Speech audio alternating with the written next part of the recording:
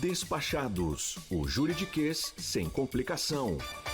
Com Samir Shoaib, Marcos Paiva e Roberto Justo. Apresentação, Karen Bravo. Olá, está no ar mais um episódio do Despachados, o podcast que fala sobre direito sem juridiquês. E nós também somos agora videocast, temos imagem, você pode acompanhar o nosso podcast no YouTube. Hoje o time está completo, Samir Shoaib, Marcos Paiva, Roberto Justo, está de volta, depois de um longo e tenebroso inverno. Estava caindo a audiência aí. Os fãs pediram para voltar, Pra voltar, tá certo. Aí a audiência hoje você vai ver, vai subir bastante. Verdade, você tá com uma aparência ótima. Tá melhor. E hoje, gente, o assunto é um dos mais sensíveis da história recente. Nós vamos falar sobre o julgamento dos envolvidos no ato de 8 de janeiro, a sede dos Três Poderes em Brasília. Para falar sobre o tema, nós convidamos um advogado, Fábio Taufik, mestre em Direito Penal pela Universidade de São Paulo, sócio fundador da Taufik Advogados e foi presidente do IDD. Seja muito bem-vindo, Fábio. Prazer estar aqui novamente. O prazer é nosso. Prazer é nosso, Fábio. Agora no vídeo, Fábio. Agora no vídeo. Quando você veio era só podcast. Era só podcast. Ainda bem que eu vi que a audiência aumenta, porque o pessoal vai achar, pô, esse cara é feio mesmo, hein? Obrigado. Começamos esse episódio com uma troca de elogios. Vamos seguir aqui? Vamos andando. Bom, esse é o clima do Despachado sempre, por isso que a gente adora estar aqui, mas a gente fala de coisa séria também. Hoje o assunto é muito sério. O que está em jogo, Fábio, nesse processo, ficou vermelho. Vai se acostumar, já ele está acostumado. A hora que ele sair daqui, a fila... Mas, enfim, o que está em jogo nesse processo do dia 8 de janeiro, né, não é apenas responsabilizar e punir os envolvidos no ato, mas é também a definição de limites institucionais, né, até onde vai a defesa da democracia, como preservar as nossas instituições. Então, o que esse julgamento, só para a gente dar um parecer mais amplo, né, significa para o nosso país? Qual a importância, qual a relevância desse julgamento neste momento? É muito pertinente e feliz a tua pergunta, porque é evidente que quando você analisa um julgamento como esse, ele tem um componente jurídico, como todo julgamento tem, mas ele tem um componente político, que é intrínseco ao fato que está sendo julgado. O fato que está sendo julgado, se serão absolvidos ou se serão condenados, não importa, ele é um fato com uma repercussão política, de uma relevância política fundamental. O que se está discutindo pela primeira vez na história do Brasil, golpes já houve, mas é a primeira vez que há um julgamento de um golpe frustrado, não é? Os golpes que tiveram foram consumados. Então, e já houve, na época, né, em outros momentos da história, houve tentativas de golpe, tentativas de insurreição, na época do Getúlio, né, no Catete, houve invasão do Catete, tentaram depô-lo, mas não houve julgamento como hoje a gente está vendo. Então a gente tem aí uma questão que eu acho que é política, que é muito mais sobre o fato histórico, de que teve, evidentemente, pode haver divergências, mas houve, evidentemente, uma intenção, houve uma vontade em algum momento de algumas pessoas de usurpar o poder constituído. Então esse é o fato político, digamos, não é? Até que ponto isso configura ou não configura um crime? É o que esse julgamento, do ponto de vista jurídico penal, vai decidir. Então, por quê? Porque, obviamente, do ponto de vista jurídico, existem inúmeras discussões sobre se isso estava no mero terreno da cogitação, dos atos preparatórios, se chegou a se consumar ou não um crime. Aí é o terreno jurídico. Então, aqui a gente tem presente essas duas questões muito fortes, né? Sim. Fábio, voltando um pouquinho, desculpa, não vou entrar na linha do quem está certo, quem está errado, mas do ponto de vista processual, até para o nosso telespectador, é ouvinte... Telespectador e ouvinte, os dois agora. Os nossos amigos, pronto, mais fácil, certo, Samir? Nossos amigos. Então, do ponto de vista processual, explica pra gente como que funciona, porque já foi direto para o Supremo, eu sei que é um ex-presidente da República, general, por exemplo, general é julgado no Supremo, explica o processo que está rolando. E um ministro do Supremo também né, interrogar um ex-presidente da República, que eu acho que isso também é algo novo, sendo que ele está envolvido, né?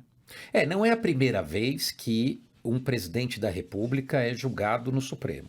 Aliás, cabe ao Supremo julgar o presidente da República, a rigor. É verdade que o Supremo andou oscilando esse entendimento, aliás, como diversas matérias, o Supremo não tem sido muito feliz em estabilizar sua jurisprudência em matéria penal, vide a prisão em segunda instância, autorizaram, depois desautorizaram, e a prerrogativa de foro a mesma coisa. Há um vai e vem no entendimento do Supremo.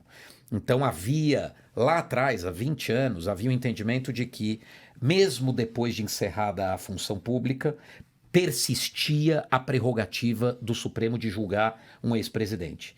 É por isso, por exemplo, que o Collor, mesmo depois de empichado, foi julgado pelo Supremo anos depois, absolvido, mas manteve a prerrogativa de ser julgado no Supremo. Ele foi julgado no Supremo. O Mensalão não julgou o presidente da República porque o Lula, na época, não foi denunciado, mas julgou vários ministros de Estado que também tinham prerrogativa de foro no Supremo e foram interrogados por um ministro do Supremo. Na época, o relator era o Joaquim Barbosa, que é o relator a quem incumbe fazer a instrução desses julgamentos. Então, não é a primeira vez que se julga um presidente da República, e o entendimento que se adotou no Mensalão é de que quando o fato é indissociável, você não consegue fragmentá-lo, mesmo aqueles que não têm prerrogativa de foro, acabam sendo julgados também no Supremo, porque o réu principal é o presidente da República e ele tem prerrogativa. Então, você tem no Mensalão diversos empresários, por exemplo. O Marcos Valério não era político, não tinha cargo com prerrogativa de foro, foi julgado no Supremo. Então, por conexão, você acaba mantendo todo mundo no mesmo julgamento. É claro que esse processo ele vem desde lá de trás, naqueles inquéritos que foram instaurados para apurar ofensas aos ministros do Supremo, isso lá atrás, foi instaurado com base num regimento e tal. Num artigo do regimento que diz que compete ao Supremo julgar fatos que ocorrem nas dependências do Supremo. Isso eles nem imaginavam que ia acontecer o 8 de janeiro. Mas, então, processualmente falando, o entendimento, eles mudaram recentemente para voltar ao entendimento antigo, da época do Collor, de que a competência permanece mesmo depois que a pessoa deixa a função. Então é o que permite hoje o Supremo julgar um ex-presidente. Mas não seria o plenário e não só uma turma? Essa também é outra questão. Na Lava Jato, eles decidiram que se fosse levar para o plenário, ia atravancar, porque o plenário se reúne de forma muito mais demorada, é muito mais difícil reunir os 11 e tudo mais. Então eles decidiram levar para a turma. Então, por exemplo, quem julgava os casos da Lava Jato no Supremo era a segunda turma, não era o plenário. Raramente acontecia de ir ao plenário quando um relator afetava o caso ao plenário. No caso do habeas corpus do Lula, por exemplo, o Fachin, ele sabia que ia ficar vencido na segunda turma, e aí ele afeta o plenário, mas a rigor foi julgado pela turma. Isso também é um entendimento que o Supremo ora julga de uma forma, ora julga de outra. Né? Oscila. Mas o que tem vigorado ultimamente é o julgamento pela turma. Você quer fazer? Fábio, só voltando no início que você colocou, que é uma dúvida que eu tenho também jurídica, né? Quer dizer, o Supremo está julgando se a tentativa de golpe é crime também ou ele já passou dessa fase? Porque o que pode ter havido seria uma tentativa de golpe, né? Eu ia falar exatamente a mesma pergunta, Fábio. É muito boa a sua pergunta. Mas, e aí, em complemento, até para os nossos ouvintes entenderem, Fábio, qual é a diferença da tentativa de golpe? Porque você falou no começo aqui, houve golpe. Nós vamos ver se vai ter crime ou não. Mas, até voltando um pouco antes, o que distingue a tentativa de golpe da desordem institucional? Essa é uma ótima pergunta. Primeiro que assim, seria impossível uma legislação num Estado de Direito prever o golpe consumado. Ele nunca seria punido. se a pessoa que deu o golpe conseguiu dar o golpe, ninguém vai julgá-lo. Ele vira o soberano. Exatamente. Né? Bem colocado. Então, o crime que a lei prevê, aliás, é uma lei de 2021, né? Porque a gente tinha uma lei de segurança nacional da época da ditadura que previa alguns tipos penais de proteção do Estado, mas era uma lei muito característica de um regime autoritário. Ela foi substituída em 2021, dicas de passagem, ainda no governo Bolsonaro, ele sanciona essa lei, que é a Lei de Defesa do Estado Democrático de Direito. E lá estão previstos esses tipos penais. Os tipos são de tentativa. O tipo penal, normalmente o tipo penal, eu vou dar um exemplo, matar alguém. Né? Então, matar alguém é matar alguém. Mas ele pode ser, esse crime pode existir na modalidade tentada. E aí a parte geral do Código Penal, que é uma parte genérica, vai prever qual é a redução da pena para o crime tentado. Mas os crimes, normalmente, estão previstos na sua forma consumada. Matar alguém, roubar alguém, enfim, subtrair coisa, olhar para mais. Já com esses crimes são exceção. Eles estão. O tipo começa com tentar. Então o próprio crime já é a tentativa. Entendi. Porque ele não poderia ser consumado. Né? Aliás, tem uma frase do Hélio Gaspar muito boa, né? Todo golpe fracassado é ridículo, né? Então, a gente olha e fala assim, pô, mas não é possível que isso aqui seja igual. Não, óbvio, né? Se ele não tivesse sido... se ele tivesse dado certo, a gente não estaria aqui nem para conversar. Então, aí a tua pergunta, né? É tudo muito... Logo que houve o 8 de janeiro, eu olhei e falei, não, isso é uma baderna. Né? É uma desordem popular, Agora, aqui existe uma coisa muito complexa, né? Que é o seguinte, concordemos ou não importa qual é em quem votamos e tal, mas que nós tivemos um presidente da República que passou pelo menos os 2 últimos anos do mandato flertando, né? Acho que o julgamento vai decidir até que ponto isso configura o crime ou não. Mas que ele flertando com a ruptura, ou pelo menos testando o limite do Estado de Direito, questionando as urnas, insuflando os apoiadores contra as instituições e tal, parece algo que foi feito assim à luz do dia. Né? Até que ponto isso é a liberdade dele de fazer, até que ponto é crime? Repito, vai ser julgado. Agora, você tem, de repente, no 8 de janeiro, as pessoas que vão às ruas, que vão ao Palácio do Planalto. Estavam cientes ou não estavam cientes de que estavam ali participando de um plano? Porque maior, né? É muito doido se apenas... você pensar o seguinte, essas pessoas estão lá querendo dar um golpe, ok? Os manifestantes do 8 de janeiro estão lá querendo dar um golpe na cabeça deles, suponhamos, tá? Mas eles conseguem dar o golpe? Invadindo um bando de desordeiros, vândalos, estúpidos. Ali reunidos, eles podem depredar, acabar. Eles conseguem dar um golpe fazendo isso? Não se dá um golpe assim. Você pode quebrar tudo, tá, mas você não se dá um golpe tudo. Mas havia também, e talvez eles nem soubessem disso, mas havia também no alto escalão do governo que perdeu as eleições uma ideia de golpe. Até que ponto essa ideia era séria, até que ponto isso foi levado a cabo até o limite da tentativa, não sabemos, mas havia essa ideia. Houve essa cogitação, houve essa... Eu posso falar que esses do 8 de janeiro para tentar dar um golpe, sem saber do que se tramava ali em cima? Esta é uma boa discussão. Quer dizer, eles precisariam para saber porque uma coisa é eu querer e agir, mas aquilo não é apto a atingir o resultado. A menos que eu soubesse que havia no alto escalão pessoas dando cobertura para que eu fizesse aquilo. Então, do ponto de vista penal, isso nos oferece uma complexidade gigantesca. Faz muita diferença. Faz muita diferença. Ontem, o Roda Viva foi com um candidato a presidente. Isso, o Caiado, de Goiás. E a pergunta que se fez para ele, uma das perguntas foi com relação à anistia.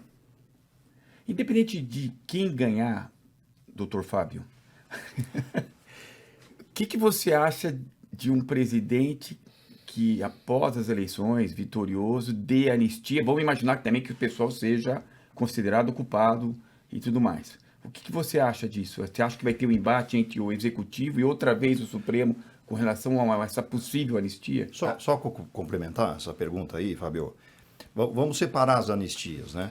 Quer dizer, uma coisa é a anistia do presidente, do ex-presidente, enfim, da cúpula, né? Dos generais. Outra é a anistia dessas pessoas, dos vândalos, vamos dizer assim, que foram depredar prédios públicos. Só para você separar, Fábio, quando você for analisar a questão da anistia, quer dizer, o próximo presidente poderia dar anistia, enfim, mas aí não é anistia, né? Aí seria uma questão de indulto. Né? Então, isso que eu ia dizer. Isso é importante separar. A anistia, o indulto é um ato que pode ser feito por decreto presidencial. O Bolsonaro, por exemplo, quis indultar. Aliás, ele não foi nem o indulto, porque existe uma diferença entre o indulto e a graça. A graça é uma coisa que você dá individualmente para alguém. Então, eu tiro a pena do fulano de tal. E não precisa justificar. Não precisa justificar. Tá. O indulto é uma previsão de que, em determinadas situações, pessoas condenadas a tais penas, a partir de sentenças proferidas em tal, estão indultadas. Então, mas também é por decreto presidencial. Mas você indulta as penas, né? Você elimina a pena. Você não elimina o crime. Tá? Sim. Não é uma sentença de absolvição. Né?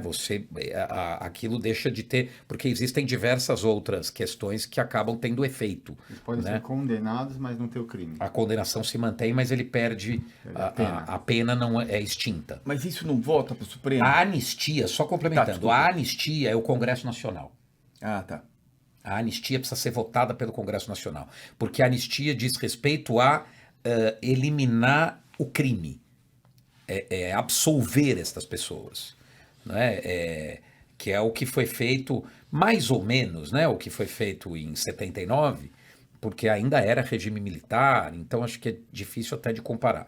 Agora, eu acho que na anistia pode haver um entendimento do Supremo de que, como esses crimes dizem respeito à abolição do Estado Democrático de Direito, que é uma cláusula pétrea constitucional, de que não pode... Então, o Congresso Nacional, por exemplo, ele não tem autonomia, por exemplo, para alterar essa cláusula pétrea constitucional. E daí tem um entendimento de que eles também, portanto, não teriam poder para anistiar ameaças a esse bem jurídico.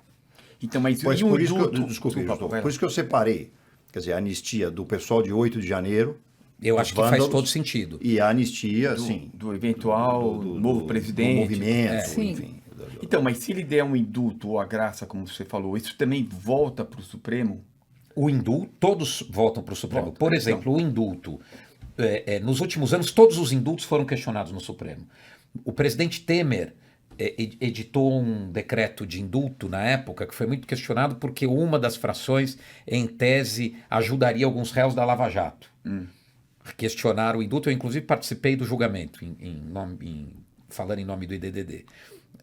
E o Supremo, na época, um ministro suspendeu o efeito do indulto, mas depois o Supremo entendeu que era prerrogativa do presidente da República editar aquele indulto. Mas no caso do Daniel Silveira, aquele deputado que foi condenado por ter ameaçado os ministros, que não é liberdade de expressão, não é liberdade de expressão, né? Ele incitou a prática de violência contra os ministros do Supremo, então foi condenado no Supremo.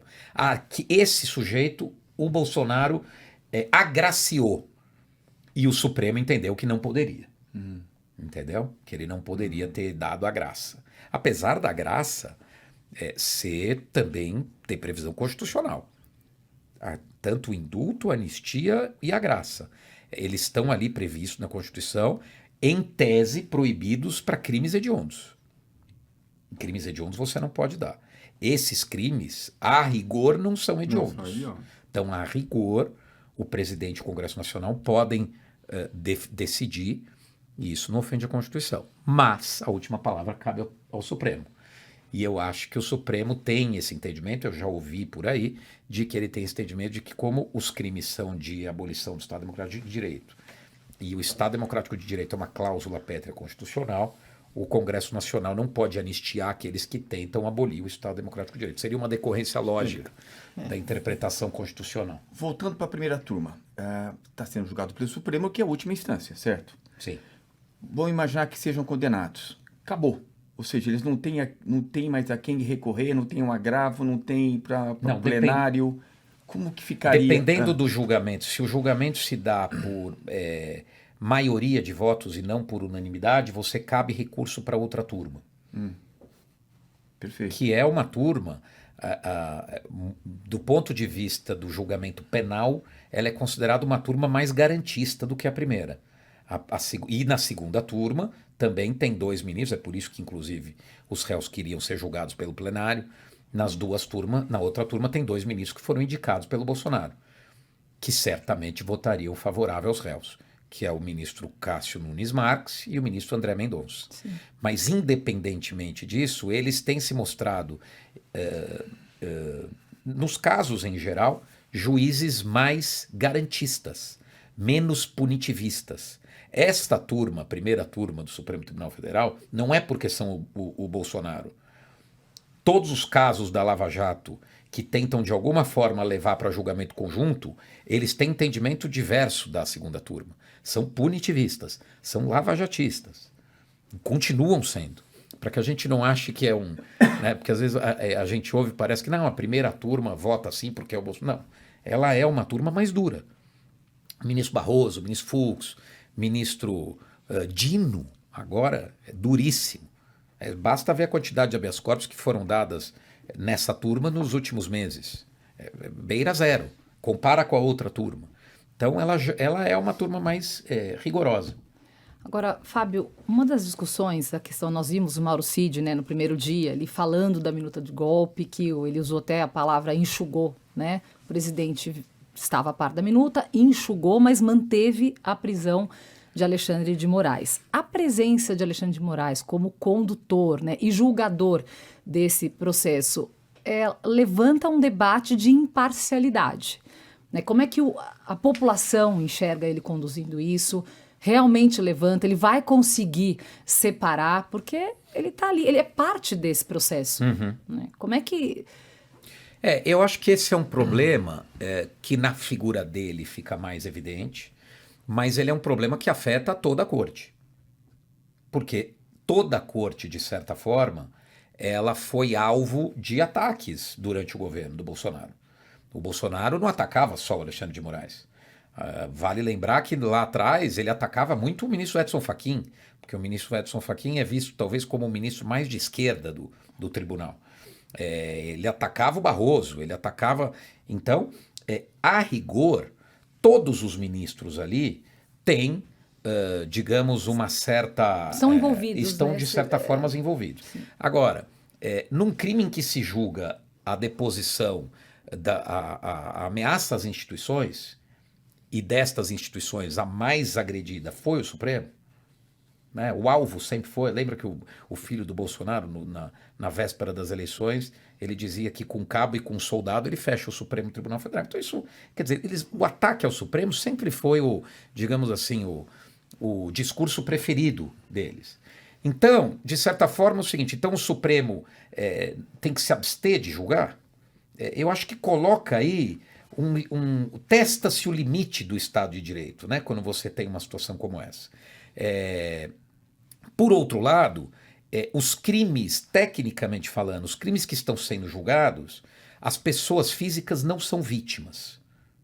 Então, por exemplo, tentaram matar o Alexandre de Moraes, mas não há esse crime sendo imputado, porque esse crime realmente ele não iniciou a tentativa de um crime de homicídio. Então não existe um crime de tentativa de homicídio.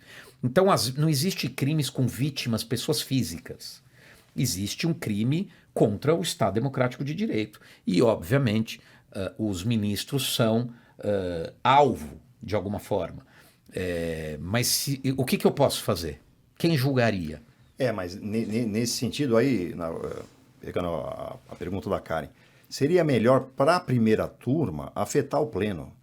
Porque eu acho que é ruim para o país você ter qualquer tipo de dúvida sobre um julgamento. Acho que é isso que a Karen quis coloca dizer. em risco a credibilidade das instituições, mas porque pra quê? para o leigo...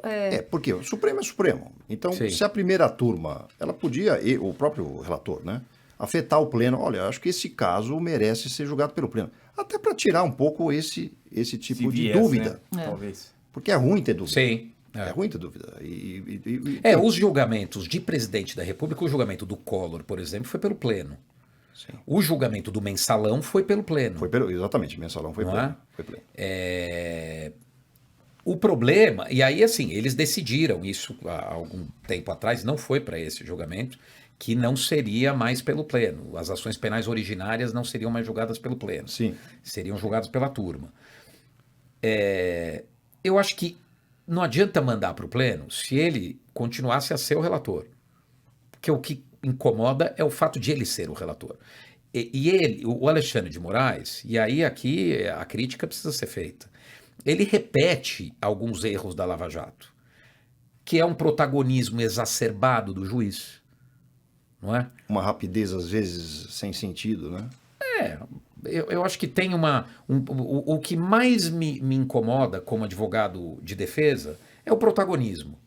Né? A forma como ele interroga, a audiência que foi feita de um delator, em que o juiz se coloca numa posição quase de acusador, né? Com interesse muito claro na condenação. Né? Então, o Brasil ele adota um sistema, quer dizer, a Constituição Federal, isso está muito claro numa reforma recente do Código de Processo Penal, de que nós adotamos o sistema acusatório. O que é o sistema acusatório? O sistema acusatório é quando o debate da causa se dá entre Ministério Público e defesa. O juiz é um ser absolutamente inerte para que ele possa manter sua imparcialidade. O que significa isso?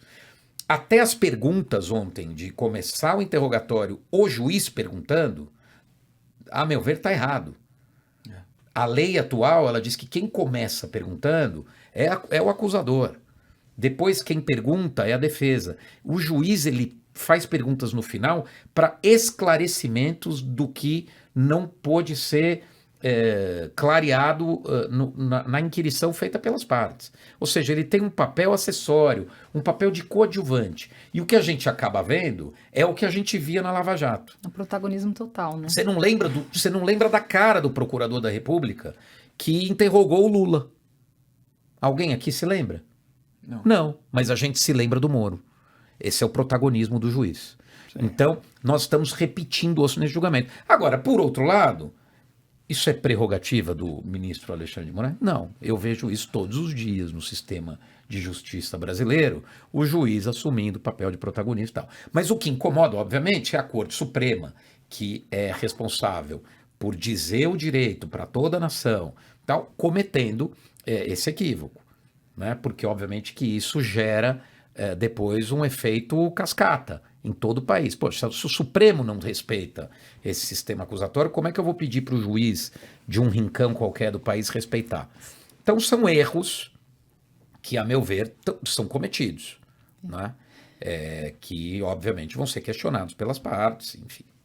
Eu ouvi uma discussão hoje de que os réus não deveriam estar todos ali juntos ouvindo a delação do ex-ajudante de ordens Bolsonaro, Mauro Cid. Como é que é isso? Foi equivocado realmente eles estarem ali porque eles estão observando as respostas, as perguntas que foram feitas, a reação da corte, né? Como todos eles reagem e algumas coisas ficam nítidas ali e eles podem talvez ou intimidar Mauro Cid, que no caso é o delator, né? Intimidá-lo e ele mudar ali a veracidade daquele depoimento e também pode fazer com que os réus, pensem numa outra estratégia para quando for a vez deles. Isso é correto, eles estarem juntos ou não? A rigor, quando um réu está sendo interrogado, o juiz mantém os demais fora da sala de audiência. Ficam presentes apenas os advogados. Mas me parece que nesse ponto a posição de manter todo mundo ali é mais garantista. Por quê? Porque a presença do réu ao lado do seu advogado, ela é importante por quê?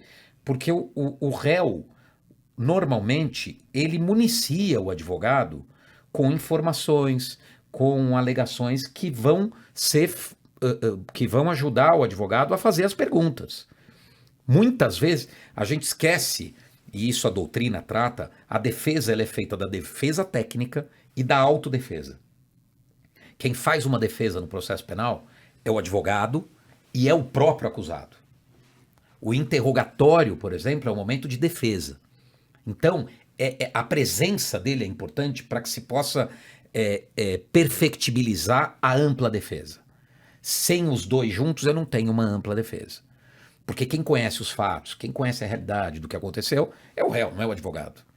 Então, a presença dele me parece que é muito importante, principalmente no oitiva do delator, que ali é um réu, mas ele é a principal testemunha de acusação. E é por isso que o Supremo, inclusive, decidiu que ele é ouvido antes de todo mundo, na Lava Jato.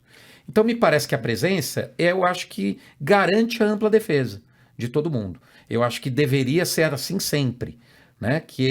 Porque se um réu fala uma coisa absurda que incrimina o outro, e naquele momento o advogado de defesa não tem condições de refutar aquela fala, mas o réu teria uma informação importante para dar. Como é que vai ser feita essa comunicação?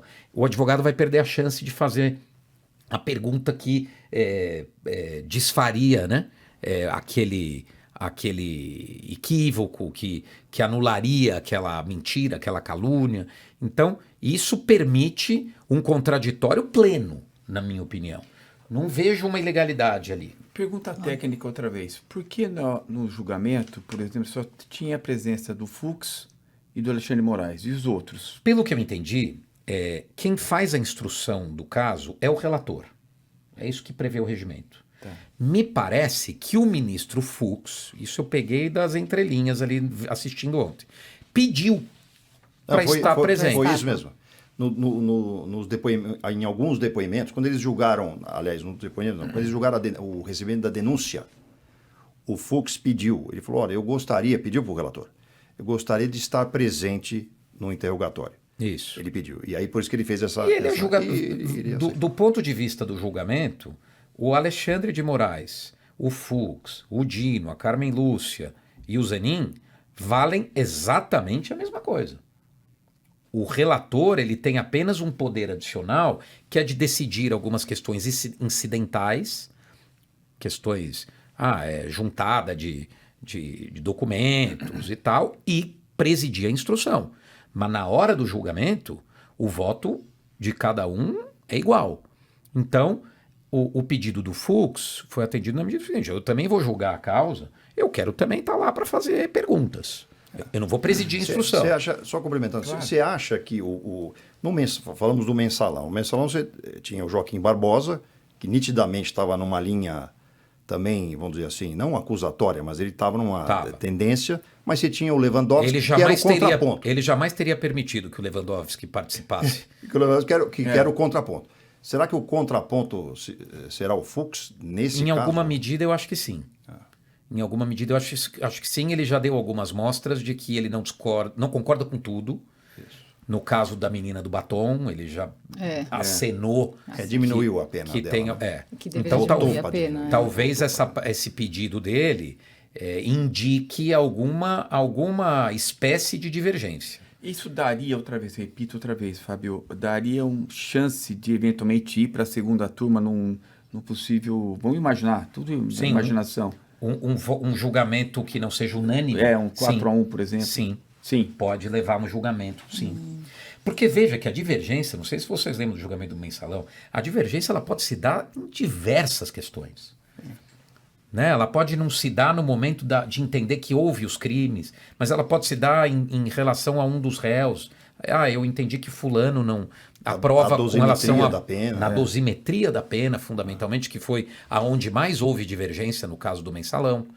Teve muita divergência na questão da dosimetria da pena. Então, é natural. Aliás, é bom que haja divergência. Né? Exatamente. Um julgamento isso como ótimo, esse, que todo mundo entende a mesma coisa. E você acha que nessa linha existe um desgaste muito grande da figura dos ministros do Supremo? Por quê? Porque você estava dizendo agora que você é contra o protagonismo de um ministro especificamente, mas o que a gente vê é que vários ministros têm esse protagonismo. Até você comentou, na segunda turma tem 2 indicados do Bolsonaro. Na primeira eu acho que são mais indicados do Lula, não tenho certeza, mas acho que sim. Lula e Temer, né? Temer. Que é o Alexandre de Moraes. E vários ministros já se... Lula, Dilma e Temer. Dilma e Temer. Vários ministros já se posicionaram ou deram algum viés político, que pelo menos a gente nas entrelinhas entende. Isso desgasta, isso vai de encontro ou ao encontro, não, de encontro à função de um ministro que deve ser absolutamente imparcial. Eu acho que o desgaste da corte é enorme. Como foi também no mensalão. Né? A TV Justiça, eu acho que causou um mal muito grande. Né? Expôs demais os ministros. Eu acho que deu a eles esse protagonismo, porque... É um protagonismo que não existe em outros lugares do mundo. Não existe. A TV Justiça é uma jabuticaba, só tem no Brasil. Não tem lugar nenhum do mundo. E não existia no Brasil no passado. Não existia no Brasil. Quem criou foi o ministro Marco Aurélio, ele estava na presidência do Supremo, ele que cria e se arrependeu depois. Porque é evidente que o ser humano acaba falando para as câmeras, os votos... Tem estatística que diz que os votos demoram... Antigamente eles falavam, estou de acordo. Acompanhe o relator. Tá. Hoje todo mundo vota 2 horas. Exato. Que Dá o aqui, seu posicionamento. Então a televisão, óbvio, né? Eu tô também- aqui hoje no Despachados, aqui falando na televisão. Óbvio que eu tô Muito chique, diferente. muito chique, muito Antes de ligar a câmera, a gente estava de outra forma. Quando ligou, a gente está de outra. É verdade. E também Então, tem Justo. E, Fábio, tem um ponto também, e até para deixar claro, quer dizer, nós aqui do escritório, a gente não tem posição nem de direita nem de esquerda aqui. Sim. Nós estamos aqui Fazer uma conversando. análise técnica. Mas acho que Análise técnica exato. do julgamento. Acho que a sociedade é que ela vê de um lado afrouxando os condenados da Lava Jato, de um lado, e ela vê do outro lado essa vamos dizer assim, essa rapidez, esse rigor com relação ao último governo. Isso também que é ruim, né? Eu vou dar um dado para vocês que eu adoro citar isso para as pessoas entenderem. Todos os ex-ministros da primeira turma foram contra soltar o Lula. Todos. No habeas corpus. Nos habeas corpus e nas ADCs. A prisão em segunda instância acabou contra a vontade deles. Eles ficaram vencidos. Alexandre de Moraes, Carmen Lúcia, Barroso, Fux, nomeados por eles, eram a favor de manter as prisões em segunda instância. Quem prisão votou? em segunda instância, prisão em segunda instância. Mas era a prisão que mantinha o Lula preso. Sim, sim. Foi por conta dessa decisão. Então, essa questão da política, eu acho que assim, o julgamento é político, mas não é porque é petista. Ninguém é petista ali. Na minha opinião, eu enxergando, né, o Fachin foi contra a prisão. Quem votou a favor de revogar, acabar com a prisão de segunda instância e que permitiu que o Lula fosse solto? Gilmar Mendes, indicado pelo Fernando Henrique. Marco Aurélio Melo, indicado pelo Fernando Collor. Celso de Mello, indicado pelo Sarney. Rosa Weber, indicada pela Dilma. E um outro, Toffoli, indicado pela Dilma. Desses 5, 3 não foram indicados. Os outros todos que foram contra foram indicados pelo PT, salvo o Alexandre de Moraes, que foi indicado pelo Temer. Então, essa coisa, a gente acha que o cara tá ali. Eu acho que nos Estados Unidos tem muito isso. O cara é republicano, ele vota com o republicano. Aqui não. Ele tem a ideologia dele, ele tem o pensamento dele. Entende? Aqui o julgamento pode até ter uma conotação política pela agressão às instituições, ao Supremo, mas não partidária, na minha opinião. Eu não vejo esse partidarismo. Se você for perguntar no íntimo de cada ministro ali em quem que eles votarão nas próximas eleições, eu acho que a gente ficaria muito surpreso. Gente, foi uma belíssima análise. Vocês têm mais alguma colocação? Samir, Marcos, Não, esse Justo? assunto vai longe, né? Foi excelente. Foi muito bom. Foi muito Muito bom. bom. Fizemos Muito aqui bom. uma análise técnica, enfim, falamos de política um pouco também, né? Muito Mas bom. foi excelente. Fábio Muito Tufik, bom. muito obrigada pela presença aqui Imagina, dos Despachados. Prazer. Obrigado, Foi muito Fábio. bom. Desculpa as brincadeiras deles aí, mas... Espero não ter falado, espero que você fale mais de direito do que de política. Não, Sim, falou que com tinha que certeza, falar. falou que tinha que Certo. falar, é excelente. isso. E veremos os desdobramentos dos próximos dias, né? Que esse julgamento não acabou ali no primeiro dia, ainda tem todo mundo. Vai em ordem alfabética, né, Sim. Fábio? Eu acho que é importante falar que nós estamos hoje aqui no meio do... No meio, do- segundo dia, nós gravamos aqui no segundo dia do julgamento, ainda tem muita água para rolar. Esse podcast vai ao ar na quarta-feira, ou seja, no terceiro dia do julgamento, mas no início do terceiro dia, né? Então, antes do terceiro dia começar. o julgamento. Lembrando que depois dos interrogatórios vai haver os debates. Né? Sim, os Então aí debates. fala a acusação, falam as defesas Sim. de novo. Porque aquelas falas foram para o recebimento da denúncia. Isso. Agora você tem o julgamento final. E acredita-se que haverá um desfecho ainda esse ano, certo, Fábio? Ah, certamente. Sim, certamente. Aí é o Pela que o Paiva celeridade falou. que Eles estão botando que exige. Então, Estão acelerando. acelerando. Exatamente. Então é isso. Samir, muito obrigada. Marcos Obrigado, Paiva, eu que Roberto agradeço. Justo. Muito Até a obrigado. Eu próxima. queria só fazer um pedido para que não demorem tanto tempo para me convidar de novo. Não, e um agradecimento especial à Fernanda, qual é o sobrenome dela? Fernanda Rabi, né? Nossa ouvinte. Ouvinte Fiel. contumaz. Fiel. Muito obrigado pela audiência, Fernanda. Nós encontramos com ela e ela falou aqui para os três que escuta e assiste a todos os episódios. Olha aí que legal. Um beijo também para Fernanda. Sim. Um beijo pra Eu a Fernanda. conheço. Um beijo, Fernanda. Muito obrigada. Eu quero conhecer. Vamos dar uma medalha para ela. É isso aí. Bom, muito obrigada e até o próximo episódio.